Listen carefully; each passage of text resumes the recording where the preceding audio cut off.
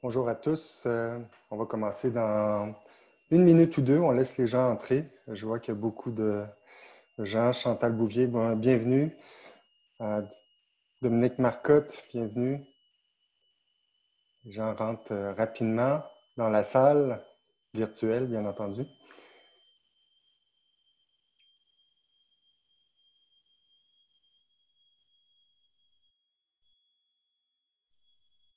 Pour ceux qui viennent d'arriver, on attend encore une minute ou deux. Ça monte quand même très rapidement. On est rendu à plus de 200 personnes.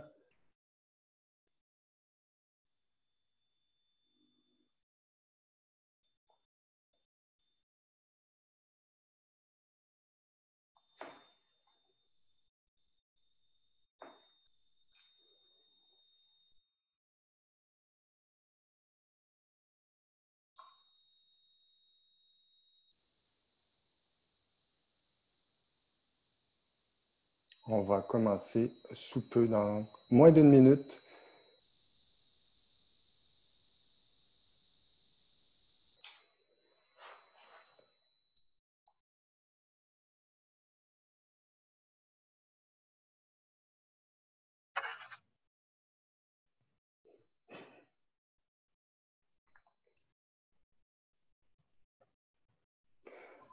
Je pense qu'on va commencer. Bonjour à tous et merci de vous joindre à nous à cette causerie à la une CGI. Mon nom est Guy Jobin, je suis vice-président service aux entreprises à la Chambre de commerce du Montréal métropolitain et j'aurai le plaisir d'animer cette causerie avec Mme Catherine Loubier, qui est déléguée générale du Québec à New York. Au dernier décompte, vous étiez plus de 434 personnes à vous être inscrits. J'aimerais saluer tous nos membres et tous les gens de la communauté des affaires qui sont ici ce matin. Avant de commencer, j'aimerais rappeler que cette causerie est rendue possible grâce à l'appui de nos commanditaires. D'abord, notre commanditaire en titre CGI, ainsi que nos commanditaires collaborateurs. Il s'agit de EY, Hydro-Québec et Rio Tinto. Quelques indications avant de débuter. N'hésitez pas à poser vos questions dans la section Q&A qui se retrouve en bas de votre écran et à faire vos commentaires dans la section chat. On a déjà reçu plusieurs questions qu'on posera à Mme Loubier et on complétera à la fin avec vos questions qu'on aura reçues pendant cette conférence. Enfin, je remercie Mme Catherine Loubier, déléguée générale du Québec à New York, qui est avec nous. Bonjour Catherine, merci d'avoir accepté notre invitation.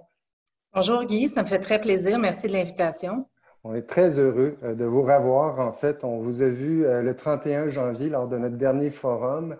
On était dans une situation complètement différente qu'aujourd'hui.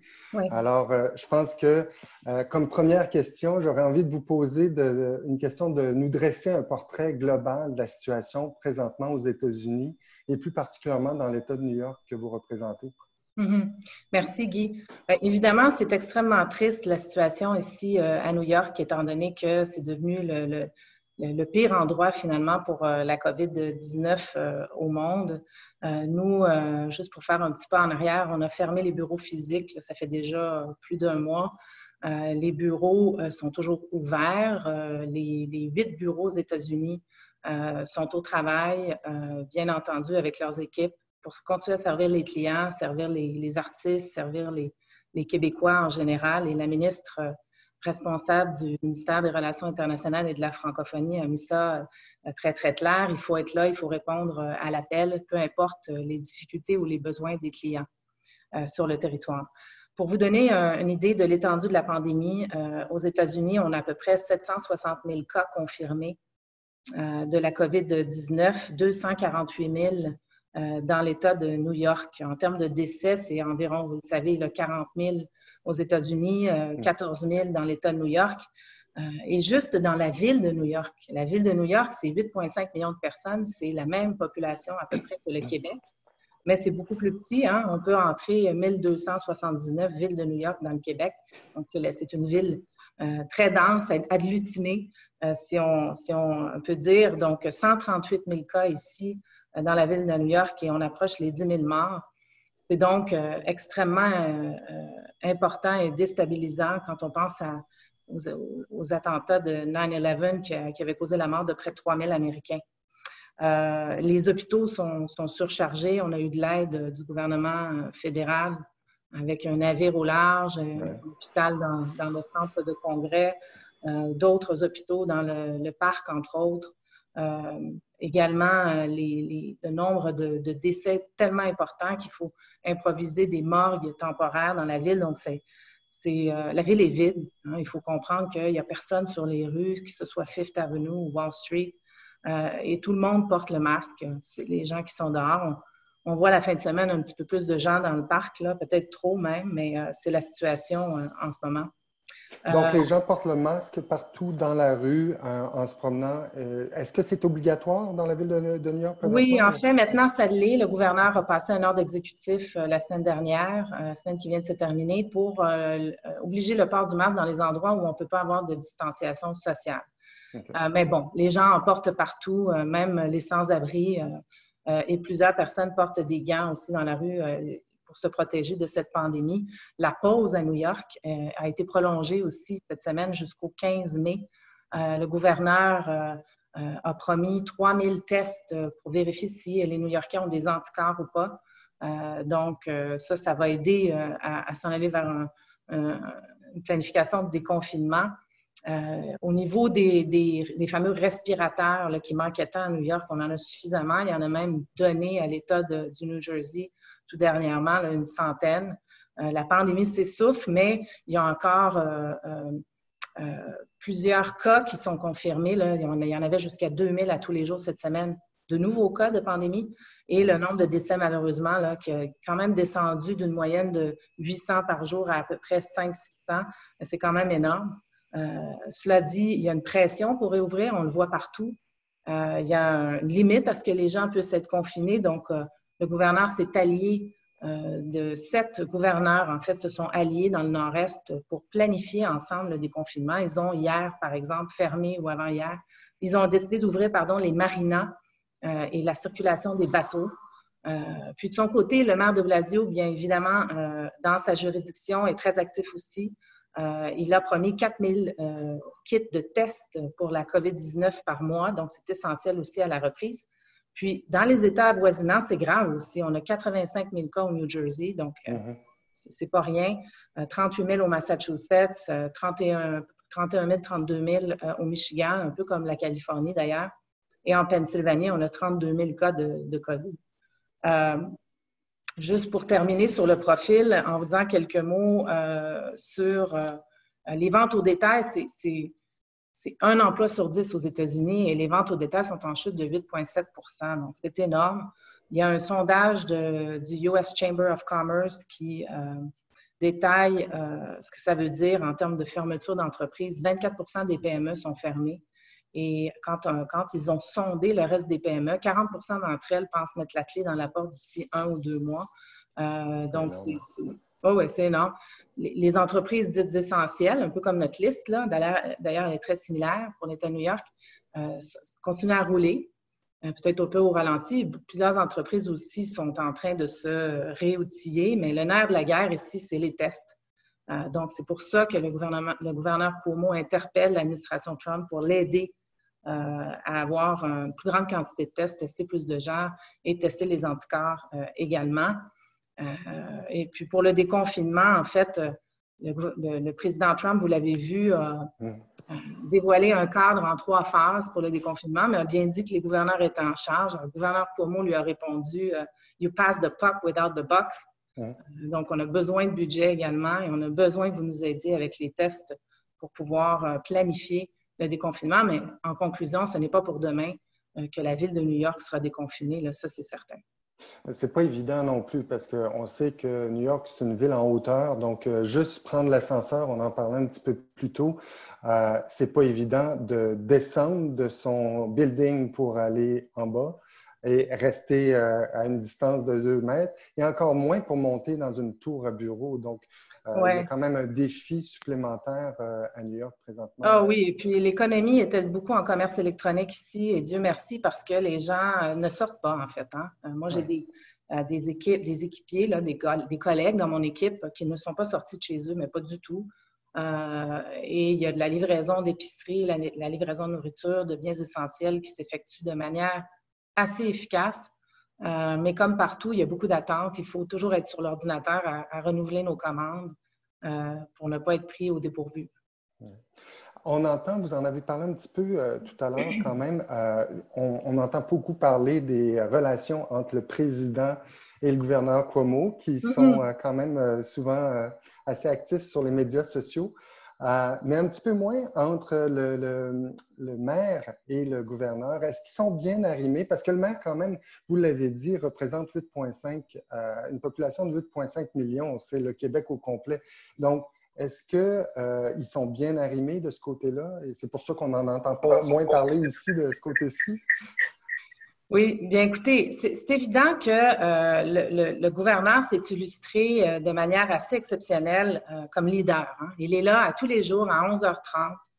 Il livre son point de presse d'une manière extrêmement transparente, humaine, avec beaucoup d'humilité. Hein. Il vit cette crise-là, une crise comme ça pour la première fois et il essaie de poser les meilleurs gestes, les meilleures décisions avec son équipe à tous les jours. Le maire, lui, est en première ligne, vous l'avez dit, Guy, et puis il a moins de pouvoir là, à activer comme maire, mais par ailleurs, il a, entre autres, voté un budget tout dernièrement pour s'occuper vraiment du filet social dans la ville de New York. Il assure aussi, avec la Banque alimentaire, 3 repas par jour à tous ceux qui veulent bien se prémunir de ces repas-là. Donc, le gouverneur, écoutez, il est complètement vénéré. Certains parlent de sa prestance comme d'un bon candidat à la présidentielle. Il est maintenant connu et reconnu de tous. C'est un politicien qui est là depuis 2 termes. Il n'y a pas de limite de terme pour l'État de New York, donc il pourra se représenter, tandis que le maire, lui, a 2 termes. Et il est rendu à la fin de son 2e terme. Donc, il est plus lame duck, si on veut. Il est moins populaire, de toute façon, que le gouverneur. Mais là, le gouverneur a vraiment pris une place incroyable dans le cœur des New-Yorkais. Il leur fait du bien à tous les jours à 11h30, littéralement. Un jour, il nous parle de son chien. L'autre jour, il y a sa fille avec lui à la table de presse. Donc, très, très connecté, très humain, très sincère, beaucoup de sincérité. Et je vais vous dire, quand j'ai présenté les 2 hommes, M. Legault, M. Cuomo, à Washington en février, je ne pensais jamais qu'ils allaient se retrouver les 2 dans un défi de cette taille. Je ne pensais jamais faire ce genre de parallèle entre les 2, mais je pense qu'il faut en faire un. Ils ont tous les 2 une gestion de crise assez exemplaire et ils sont très humains et transparents dans leur gestion. C'est ce qu'on voit aussi dans la presse. Les États-Unis sont définitivement notre marché prioritaire pour l'exportation, autant au Canada qu'au Québec. Il y a plus de 12 000 entreprises qui font affaire au sud de la frontière présentement et plusieurs d'entre elles ont des difficultés. Est-ce que vous pouvez nous en parler un petit peu? Quelles sont les difficultés qu'elles rencontrent, surtout soit sur la chaîne d'approvisionnement ou même aux douanes américaines? Comment ça se passe? Oui. Bien, en fait, il faut marcher avec la réalité. Hein? Il ne faut pas trop s'arrêter à des scénarios hypothétiques ou même apocalyptiques avec ce qui sort de l'administration Trump. Bien sûr, il y a des vraies mesures, je vais vous en parler, qui ont été prises, là, mais il faut se fier à la réalité quand on fait ce qu'on fait. Il faut appeler les entreprises, il faut être en contact avec elles, il faut être en contact avec nos alliés à la frontière pour voir est-ce que véritablement les marchandises passent, est-ce que les choses sont, est-ce qu'il y a de l'interférence dans la chaîne d'approvisionnement. Et cette chaîne d'approvisionnement, elle est extrêmement intégrée. Là. Je ne peux pas le répéter plus, en fait, vos membres le savent très bien. On fabrique les choses ensemble et donc, on ne peut interférer dans ces chaînes-là parce que ça ferait mal. Ce serait s'auto-infliger des dommages de la part des Américains d'interférer.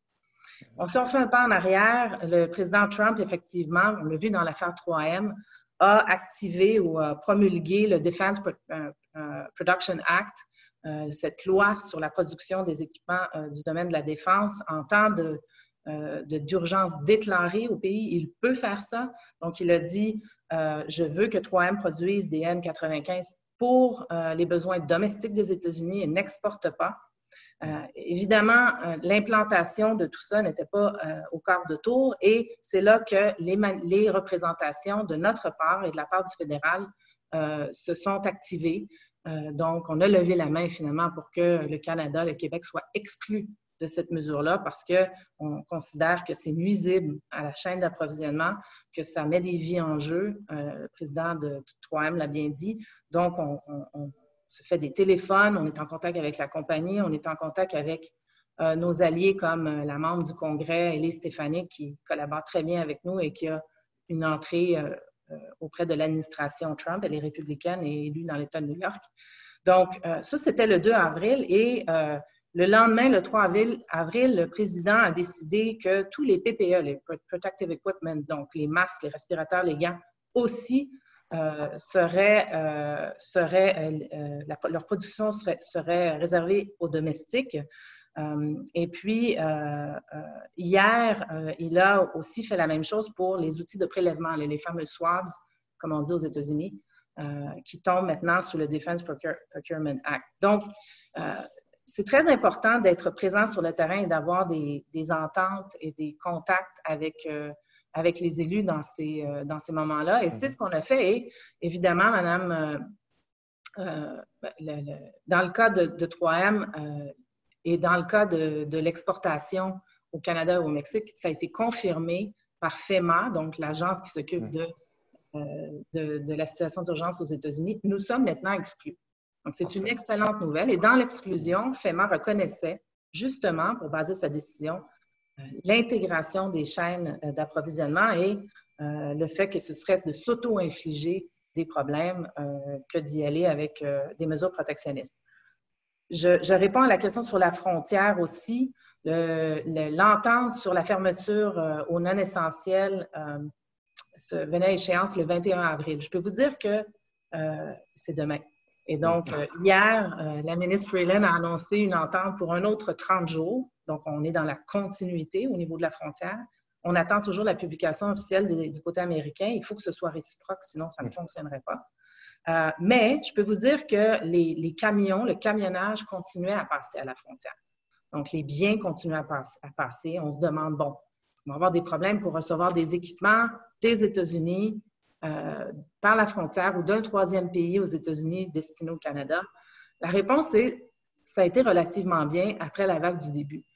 Le message qu'on envoie aux entrepreneurs, c'est que si vous avez des problèmes, on peut vous aider à les régler, mais il faut nous les signaler. Aussi, il y a des cas aussi où ça fonctionne très bien, mais on peut en faire la promotion quand on discute avec nos contreparties. Donc, la frontière est demeurée ouverte, c'est une bonne nouvelle, mais les chiffres, et on a vérifié les chiffres de mars 2019 et 2020, au niveau du camionnage, sont à peu près les mêmes, mais au niveau, évidemment, des voitures, ça va tomber dramatiquement pour le mois d'avril. Déjà, le mois de mars était vraiment en chute. Et donc, je pense que... Quand vous parlez des voitures, ce serait des gens qui... les personnes, en fait. Des gens qui vont faire affaire là-bas. Parce que quelqu'un, si moi j'ai une business, puis je veux aller rencontrer mes clients à Albany, je ne peux pas y aller là, présentement, ou je peux y aller. Donc, si vous tombez dans une catégorie essentielle, on peut essayer de faciliter le passage, mais si vous voulez aller visiter Albany, là, il n'y en a pas question. Non, mais pour rencontrer tes clients, par exemple, est-ce que c'est possible, ça, ou non? Il faut vraiment avoir une permission spéciale? Oui, en fait, si on prend le cas des infirmières, par exemple, les infirmières du Québec à la frontière, là, il y en a des centaines qui vont travailler à tous les jours dans le système de santé américain. Alors, au début, on a vu des cas où elles avaient de la difficulté à pouvoir aller travailler aux États-Unis et on les a conseillés, on leur a dit « munissez-vous d'une lettre de votre employeur » et puis on s'est entendu aussi des deux côtés de la frontière pour que ce soit fluide pour les infirmières. On a réussi ça. Donc, les infirmières, parce qu'évidemment, on ne peut pas déranger non plus le fonctionnement des hôpitaux du côté américain. Ce serait absolument dommageable de devoir remplacer des personnes aussi rapidement. Et au niveau des biens, ben, ça a été quand même, il n'y a pas eu d'histoire, en tout cas pas dernièrement, là, puis il y a peut-être des gens qui nous écoutent qui vont en avoir, bien, appelez-nous et on va essayer de les régler avec vous. C'est plus facile pour les camionneurs, la marchandise, que les personnes, mais normalement, quand on est une personne essentielle, on est capable de passer dans les catégories essentielles, on est capable de passer la frontière avec des bonnes raisons. Là. Justement, vous parlez de une entreprise qui aurait des problèmes, soit avec son matériel ou peu importe le problème. Quelles sont les ressources qui sont disponibles pour les gens qui nous écoutent? Est-ce que, la délégation est ouverte? Est-ce qu'il y a d'autres ressources auxquels Oui. elles peuvent se tourner? Qu'est-ce que vous suggérez en fait à nos Oui, entreprises? absolument. Ben, d'abord, je veux dire, oui, les délégations sont ouvertes et on est en contact avec les clients. Donc, on est très engagés. Puis, juste pour vous rappeler, on a notre collègue Marie-Claude Francaire qui est à Boston, qui couvre la Nouvelle-Angleterre. Puis, en passant, Marie-Claude est en train de regarder un peu ce qui est sur les tables à dessin des différents États aux États-Unis pour recueillir les mesures transformatrices innovantes qu'il faudrait regarder, nous, au Québec. Il y a Martine Hébert à Chicago qui couvre le Midwest. Martine est en train de regarder avec les attachés commerciaux, secteur par secteur, comment on peut présenter des nouvelles opportunités à nos exportateurs. Donc, elle travaille avec Export Québec pour coordonner cette réponse-là pour la relance post-COVID. On a Philippe Huneau qui gère la côte ouest et un bureau à Silicon Valley. Donald Leblanc, Atlanta pour le sud-est. Caroline Davoine, sud Texas, elle est basée à Houston. Et ma collègue Andrea Tonrow à Philadelphie. Donc, on est absolument en action présentement pour soutenir les entreprises. On a des alliés aussi, j'en parlais tantôt. Donc, dans un cas comme un problème à la frontière, tout de suite, on va en saisir les élus à la frontière, fédéraux et les élus Sénat et représentants à New York. Et on va travailler avec la Chambre de commerce, M. Gary Douglas, qui est toujours un grand allié à nous, pour essayer de régler les enjeux. Et on les règle dans la plupart des... Vous savez, quand les choses sont très claires, très établies, implantées depuis longtemps, c'est plus difficile. Dans la mouvance actuelle, on est capable d'avoir de l'impact alors qu'on a d'excellents arguments là, pour pouvoir régler les enjeux des entreprises.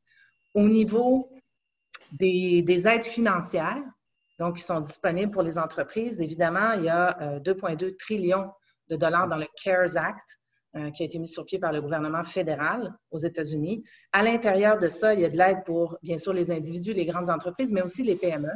Donc, un fonds de près de 377 milliards. Et je sais qu'il y a des entreprises québécoises qui ont des filiales aux États-Unis, qui paient des impôts aux États-Unis, qui ont bénéficié de ces mesures-là. Ce que j'entends, c'est que ça se fait très bien, très rapidement. Ils travaillent directement avec les institutions financières des entreprises. Évidemment, ce fonds-là, au PME est vide, il est épuisé et il y a un bras de fer à Washington en ce moment pour le renflouer avec 250 milliards supplémentaires. J'ai bien bon espoir que ça va se régler dans les heures, les jours qui viennent, mais c'est un peu un jeu de give and take que les démocrates font avec l'administration Trump pour avoir, entre autres, plus d'argent pour les hôpitaux, pour les gouvernements locaux, tant qu'à voter une somme d'argent comme celle-là pour les PME. Puis au niveau de l'État de New York, eh bien, en première ligne, le gouverneur Cuomo a signé une loi qui garantit la protection de l'emploi et le paiement des New-Yorkais qui sont en quarantaine dans l'État de New York. Donc, délégation, on est là, on est sur le terrain, vous êtes les clients, on est là pour aider les clients, peu importe la situation, et on est capable de régler des enjeux. Puis au niveau des aides fédérales, on est capable de vous aider pour l'interprétation de ces aides. Je dirais aussi, puis là, on va tomber un peu plus dans la question de la relance, mais New York est acheteuse aussi en ce moment. Elle est acheteuse dans la chaîne d'approvisionnement médical. Puis on a des beaux exemples qui se sont déroulés de mise en contact avec les acheteurs de l'Agence de développement économique de New York puis des compagnies du Québec. Bon, une bonne nouvelle. Justement, on parlait de relance. On est rendu là. On voit beaucoup un petit peu partout à travers le monde la promotion de l'achat local. On a, nous, parti au Québec, le panier bleu. Le gouvernement vient de sortir ça. Ouais. C'est quelque chose qu'on voit beaucoup. Aux États-Unis, depuis quelques années, on a un élan, un essor du protectionnisme américain des deux côtés de la Chambre. Comment envisagez-vous l'avenir du commerce international entre le Québec et les États-Unis avec un essor du protectionnisme? Ben, oui, je vais vous parler un peu de ça, puis après des opportunités, parce qu'il y en a quand même. Ouais. Effectivement, vous l'avez dit, Guy, c'est protectionniste des deux côtés de la Chambre. Donc, 2020 pour ça, avant que COVID-19 arrive, nous préoccupait énormément. Évidemment, parce que les exigences de contenu local ou de fabrication locale, là, les genres de mesures Buy America, Buy American, c'est négatif pour les chaînes d'approvisionnement, ça tue les emplois, ça n'est pas bon pour la compétition, ça fait augmenter les prix, etc. Donc, on demeure très préoccupé, on l'était, on le demeure, et on continue de plaider pour ne pas prendre ce genre de mesures-là. Vous l'avez vu dans les derniers jours, le président s'est rendu à l'évidence en disant oui, c'est vrai, on va exclure le Canada et le Mexique. Il a même dit hier dans son point de presse, ce serait très grave si on dérangeait, si on faisait des interruptions dans la chaîne d'approvisionnement gouvernée par la loi sur la production pour la défense. Ben, tant mieux, nous aussi, on pense ça. Donc, il ne faut pas déranger ces chaînes d'approvisionnement-là. Je peux vous dire qu'on est déployé. On a d'ailleurs, c'est un travail que je fais comme délégué responsable aussi du bureau de Washington, mais on a une équipe avec le ministère de l'Économie et de l'Innovation et le ministère de Mme Giraud qui s'occupe en ce moment plus particulièrement des stratégies de diplomatie pour contrer les mesures protectionnistes. Pourquoi? Parce qu'on était déjà dans un monde protectionniste. On va encore voir des poussées encore plus protectionnistes, du nearshoring, hein, produire près de chez soi, ne pas se faire prendre par une situation comme ça dans le futur. Et on demeure extrêmement à l'affût et prêt à agir avec, encore une fois, là est toute l'importance de nos relations avec les speakers des chambres, avec le leader de la majorité au pouvoir, avec les membres de l'administration avec lesquels on peut travailler. Les visites de haut niveau qu'on fait pendant l'année nous ouvrent des portes. On est capable de prendre le téléphone et de faire nos représentations. C'est très important parce que, en termes d'opportunités, justement, les secteurs forts et les secteurs qui sont plutôt dans la liste des essentiels, l'énergie, notre hydroélectricité ou toute autre forme d'énergie, évidemment, ça va continuer.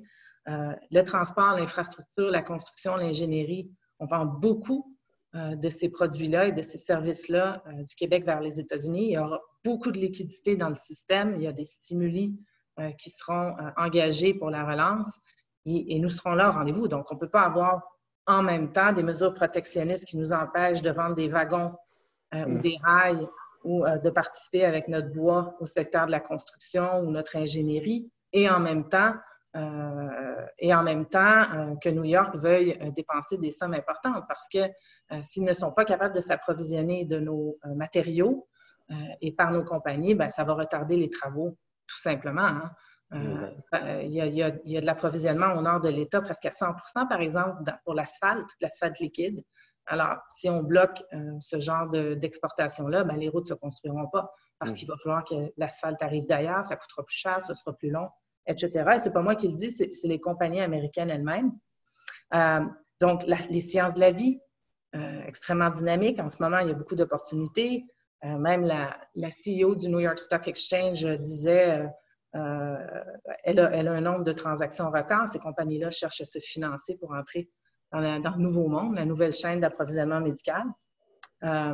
L'intelligence artificielle, bien sûr, les technologies, mais aussi tout ce qu'on mange, hein, l'agroalimentaire. Évidemment, du côté du tourisme, c'est un secteur beaucoup plus touché où ça sera plus lent à repartir. La défense, ça va, mais l'aérien, il y a aussi beaucoup d'enjeux de ce côté-là.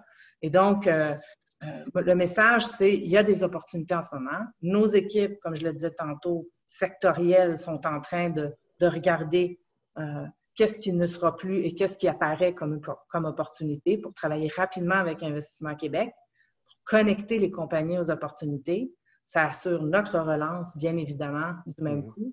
Et le mot-clé là-dedans, c'est l'agilité. L'agilité et servir le client. Parfait.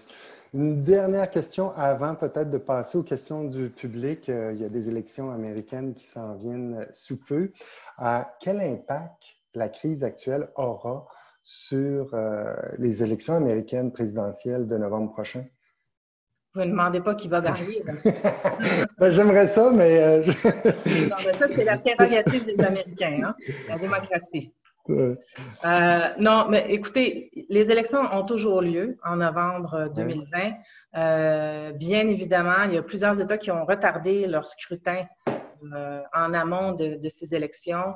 Il y a des défis extraordinaires. Le Wisconsin, par exemple, avec le vote par la poste, quand on parle de distanciation sociale, c'est pas simple.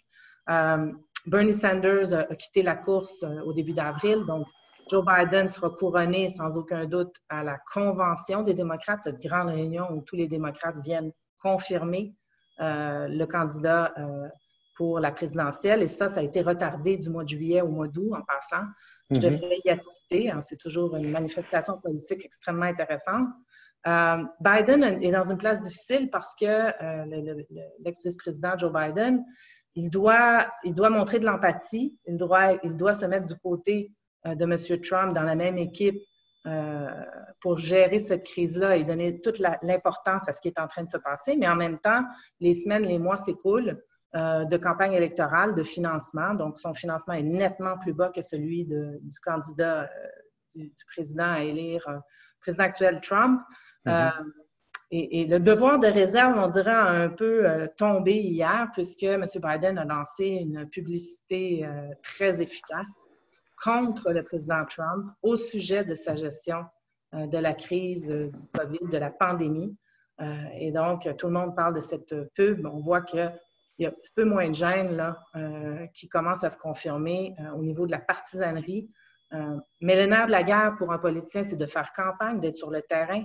M. Trump est à la télévision hier encore pendant 2 heures de temps dans un point de presse où, bien sûr, il parle aux Américains, mais également il coalitionne sa base, il solidifie sa base électorale, tandis que M. Biden a beaucoup moins de visibilité et de possibilités là, de financer sa campagne. Alors, les paris sont ouverts, mais il ne faut pas sous-estimer le noyau autour du vote qu'a obtenu le président Trump.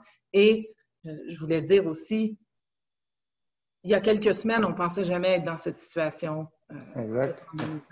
Donc, il y aura la sortie de pandémie. On est au mois d'avril, on arrive au mois de mai. Il y aura l'été et il y aura les premiers mois là, du dernier trimestre pour mener à l'élection. Il peut se passer tellement de choses, mais ce qui est certain, c'est qu'il y a une saveur plus partisane qui va se développer. Puis, le slogan de M. Trump pour sa proposition de cadre pour le déconfinement, là, « Opening up America again », c'est pas étranger, là, ça fait suite à « Making America Great Again ». Donc, ils sont subtilement en mode électoral. En fait, ils disent souvent 6 mois en politique, c'est une éternité. Donc, je pense que ça risque d'être vrai, surtout dans un contexte comme on l'est aujourd'hui. On s'est vu le 31 janvier, on ne parlait pas de ça, on était en plein essor, tout allait bien. Et aujourd'hui, on parle de relance, donc c'est quand même, ça démontre bien qu'on ne peut pas nécessairement prévoir l'avenir. Première question du public, ça vient de Mathieu. Bonjour, merci de prendre le temps de nous parler. C'est clair que cette situation engendre des sentiments de peur et de colère, etc. Et là, je n'ai pas la suite, Mathieu, de la question. Petit défi technique. En fait, je vais en prendre une autre plutôt. Non, mais je peux peut-être essayer de deviner. Là, on parle de peur, de colère. On n'a pas touché sur les fameuses manifestations qui ont lieu en ce moment aux États-Unis. Là, mais oui, peut-être. Oui. On voit qu'après un mois de confinement, là, puis je pense que les politiciens le savent très bien, on leur a dit qu'après un mois, ce serait difficile de garder le confinement. Il y a des manifestations dans plusieurs États américains. Le président aussi a un peu jeté de l'huile sur le feu en disant libérer le Michigan, libérer la Virginie, donc s'adressant aux États gouvernés par des démocrates. Mais alors, est-ce que c'est des manifestations patriotiques paisibles? Est-ce que ça va évoluer en d'autres choses? Personne ne peut le dire, en fait. Ça dépend aussi de la progression de la pandémie. Et la progression de la pandémie dépend du déconfinement. Donc, c'est un jeu extrêmement fragile qui est en train de se passer là, pour 300-400 millions d'Américains. C'est à surveiller dans les prochaines semaines. Une autre question de Paul, cette fois, une question complète. À court terme et moyen terme, prévoyez-vous une plus forte tendance des approvisionnements nationaux contrairement aux achats asiatiques, c'est-à-dire plus d'opportunités pour les entreprises canadiennes ou québécoises à exporter aux États-Unis? Bon, le commerce, on exporte à peu près 92 milliards dans le monde, 70 de ça aux États-Unis présentement. Donc, ça demeure le premier partenaire économique. Ça demeure le premier partenaire économique qui exporte aussi avec la plus longue frontière au monde, sécure, stable. Et donc, évidemment, les États-Unis, c'est un marché de proximité extrêmement important. pour nos exportations. La géopolitique qui va se présenter à nous en sortie de crise pourra avoir des changements effectivement sur les possibilités d'exporter dans certains pays. Je dis géopolitique parce que c'est aussi un peu politique, hein. Surtout en entrée de pandémie, on était dans une confrontation au niveau des politiques de commerce entre la Chine et les États-Unis. Je pense qu'il va y avoir une séance aussi de pointage de doigts là, à la sortie de crise de pandémie, à savoir, mais qu'est-ce qui s'est vraiment passé avec la Chine? Là, ça va définir la géopolitique de demain. Mais la diversification des marchés, la ministre le disait justement dans son intervention la semaine dernière, ça demeure extrêmement important. On a des possibilités avec des marchés en Europe et en Asie qui sont absolument non négligeables. Alors, je dirais que ça. Vous savez, quand on est entré dans la crise et que je vous parlais du mois d'avril et de ce que le président Trump a fait, écoutez, il y a toutes sortes de pays dans le monde qui ont pris des mesures pour ralentir les exportations sur des équipements essentiels. Donc là, il faut travailler sur le renflouement des réserves de ces matériaux-là. Et on ne peut pas le faire toute seule. Pas le faire toute seule, il faut le faire avec nos voisins américains, c'est certain, dans un bloc intégré. D'ailleurs, avec eux, on est capable d'être un bloc économique fort nord-américain avec le Mexique et de compétitionner avec d'autres économies dans le monde. Cela dit, il faut continuer à exporter et à ouvrir des marchés internationaux parce que c'est notre prospérité future qui en dépend. Exact. Une autre question d'Alexandro, cette fois-ci. Bonjour et merci. Comment la délégation peut-elle aider les PME québécoises qui voient leur exportation aux États-Unis chuter? Oui. Bon, évidemment, il y a quelque chose de structurel là, qui est en train de se passer là, sur la chute des exportations aux États-Unis. Je dirais que quand la frontière va repartir, va réouvrir complètement, on pourra les accompagner, les compagnies, pour voir quelles pertes de marché ont été affectées par la crise et quelles sont les opportunités qui se présentent maintenant à nous post-COVID et comment on peut les aider à accélérer les exportations et à les soutenir. Il y a évidemment toute une panoplie de mesures très, très efficaces qui ont été prises par le ministre Fitzgibbon au Québec pour aider les entreprises à les soutenir. Il y a Investissement Québec avec M. Hubert Bolduc, qui est PDG d'Investissement Québec International, qui est en train de parler à l'industrie. Il y a Mme Giroux qui a fait des tables rondes avec ses collègues également de l'industrie au Québec pour voir justement qu'est-ce qu'on perd et qu'est-ce qu'on peut gagner. Et nous, comme je le disais tantôt, avons des équipes d'attachés commerciaux qui sont sur le terrain en train d'envoyer l'input du terrain à nos ministres économiques pour comprendre comment mieux les connecter, les entreprises aux opportunités. Donc, je dirais, appelez-nous, essayez-nous, donnez-nous un coup de fil, écrivez-nous, dites-nous ce que c'est votre problème et essayez de nous faire confiance. On est branchés sur le terrain et on peut vous aider à saisir des opportunités sur le territoire américain. Parfait. Peut-être une avant-dernière question. Hélène qui dit, est-ce que les États-Unis seront plus stricts en ce qui concerne le Buy American Act pour les fabricants québécois qui ne peuvent pas expédier leurs matériaux fabriqués, exemple, en acier pour un projet de construction? Comment le gouvernement les protégera-t-il contre les litiges pour non-respect de leurs ententes contractuelles? Bon, les ententes contractuelles, là, je mets ça de côté 2 minutes là, parce qu'on sera dans ce monde-là quand il y aura des changements aux tarifs, aux enquêtes ou aux mesures protectionnistes. Donc, comme je le disais tout à l'heure, au niveau de Buy America, on est dans une année présidentielle. Il y a des budgets qui sont votés, mais on n'est pas dans, je dirais, le déploiement de politique dans un monde post-élection. Il faut faire attention, il faut demeurer vigilant. Par exemple, pour Buy America, il ne faut pas que les définitions soient élargies plus qu'elles ne le sont maintenant parce que ça mettrait véritablement la vie en jeu de certaines de nos compagnies. Et on est là en train de surveiller cette chose-là et d'intervenir.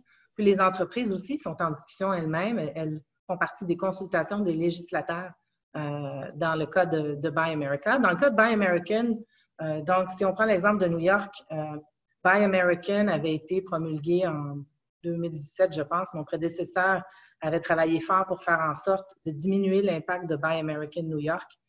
Qu'est-ce que c'est? Eh bien, en fait, ça élargissait le matériel et l'assemblage qui devait être fait aux États-Unis, bien entendu. Et dernièrement, Buy American New York est devenu permanent. Donc, la mesure était temporaire, c'est maintenant permanent, mais sans expansion.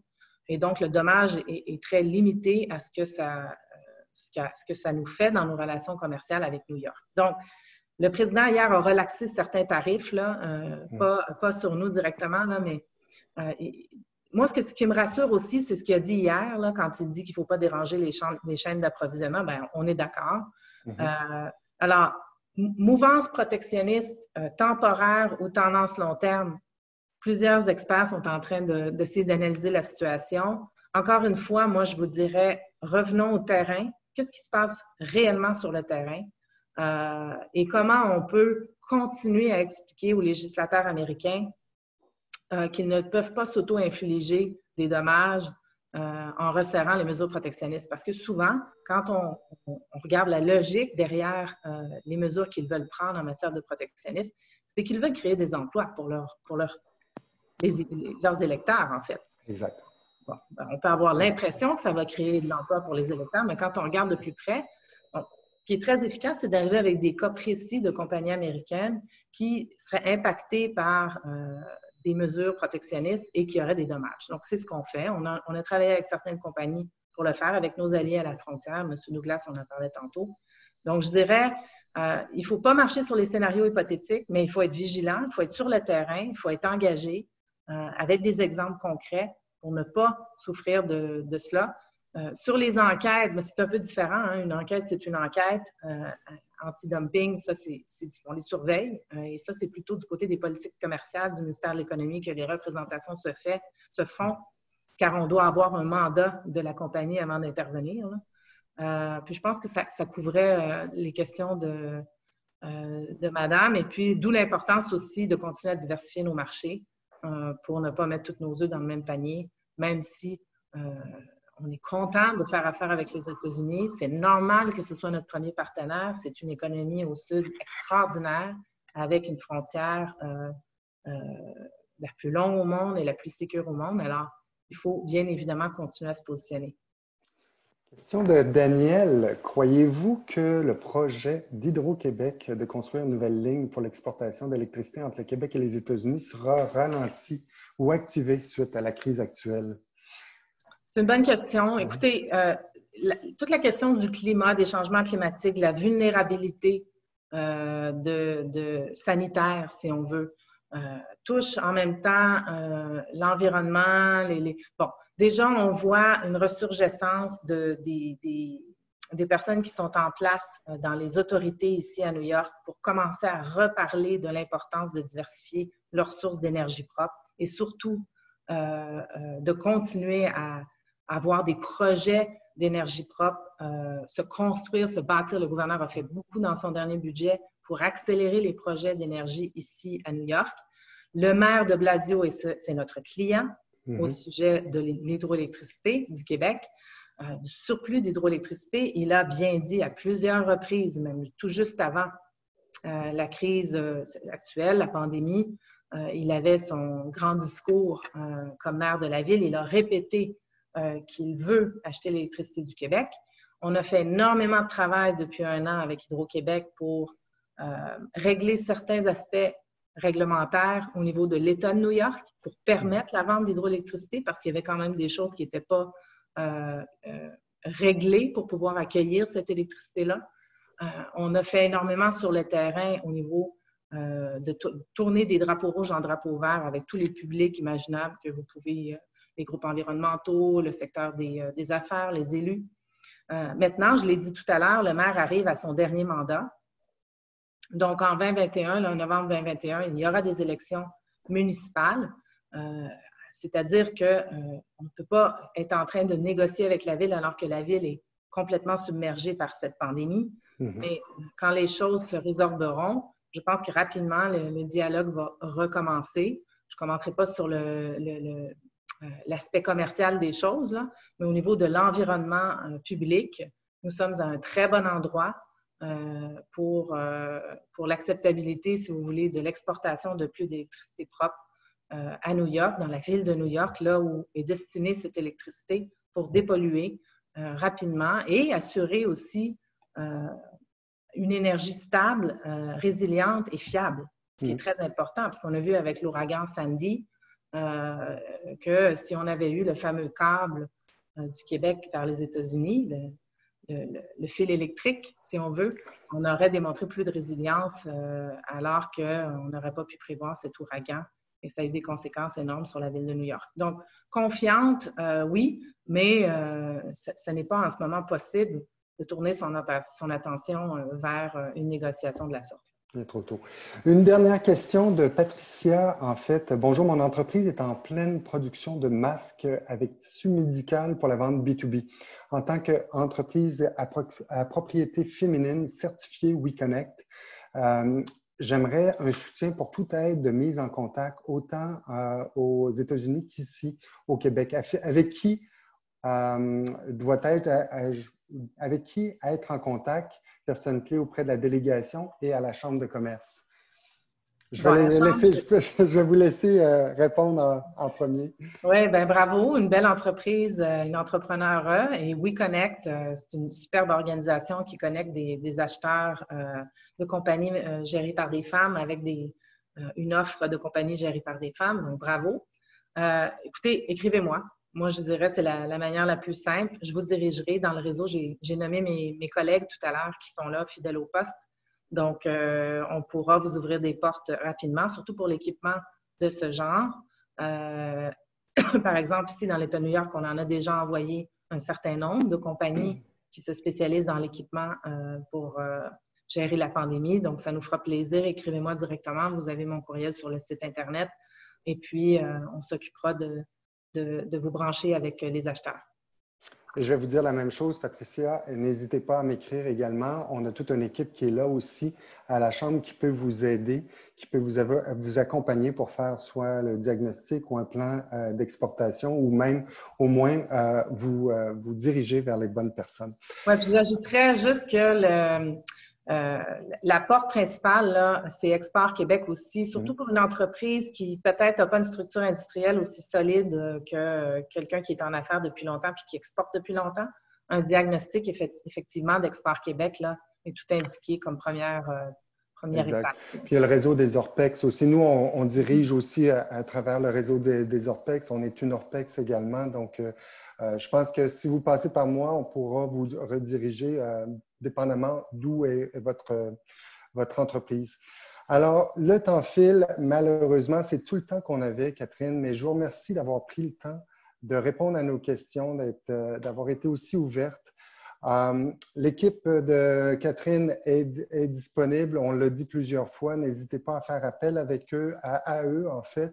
On va vous envoyer une liste demain en fait, ou même aujourd'hui, de sites web, dont celui de la délégation, bien entendu. Vous pourrez revoir cette causerie en fait en différé également. Je tiens aussi à dire que la Chambre est là pour vous supporter pendant cette crise. On fait il y a des séries de webinaires. Tout est gratuit, tout est accessible par le web. On a toute une équipe qui est là, qui travaille également à distance, de façon virtuelle. On a adapté tous nos produits. Donc, n'hésitez pas à faire appel à nous sur le site, entre autres, www.ccmm.ca. Alors, une fois de plus, Catherine, merci beaucoup. Je vous souhaite à tous une bonne journée, une bonne semaine et à très bientôt. Merci, Guy. Au revoir. Au revoir.